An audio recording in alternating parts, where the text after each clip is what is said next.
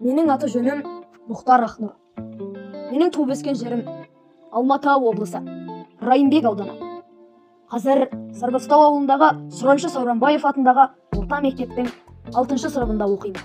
Әркімнің туған өлкесі өзіне ыстық. Мен туған өлкеде тарихы тереңде жатқан небір қасиетті жерлер жетіп жатыр. Мен бүгін баяндайтын қасиетті жер Шартас жайында. Бұл елдің оны Шартас деп атайтын себебі шаһар болған жердегі хандардың, әмірлердің сарайына ұқсаған жақпар жалпақ тастардан жасалған үңгір үйі бар. Ол үңгірдің кірер қақпасының екі жағындағы жақтау жалпақ тастың бетінде біріне бірі қарсыласа салынған екі жолбарыстың суреті тұр. Ал қақпаның маңдайша көлденең тақтай тасына тотықұстың суретін салған. Үңгірдің іші де осындай неше түрлі аң құстардың бейнесін ойып жасаған суреттерге толы. Шартастың айналасында да бірнеше аңызға өзек боларлық суреттер тасқа ойып салынған. Үңгір тастың солтүстік шығысына таман жалпақ тастар қатарынан созылған. Солардың бірнешеуінде бұғының, еліктің суреттері ойылып салынған. Үңгірге кіре берісте оңтүстік шығысқа таман дөңгелек қора сияқты шағын алаң бар екен. Осы алаңның іргелігі құсаған жалпақ таста астау сияқты ұзынша ойық тұр. Сол өзекше ойықтың оңтүстік шетінде жұдырық сиятындай тесік бар. Оның сыртында екі ортасы текшеленіп ойылған екі сым тас тұр.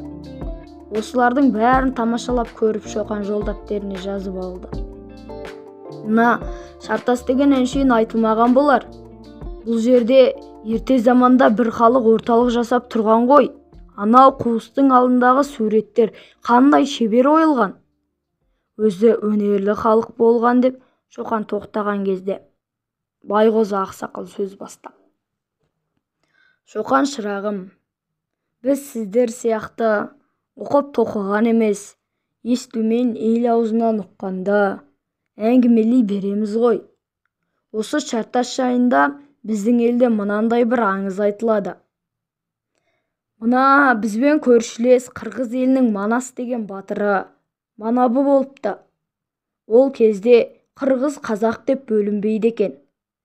Қазақтан шыққан Еркөкше деген батырмен екеуі қол бастап, ел қорғап, осы Алатау маңында қалмақтармен соғысыпты.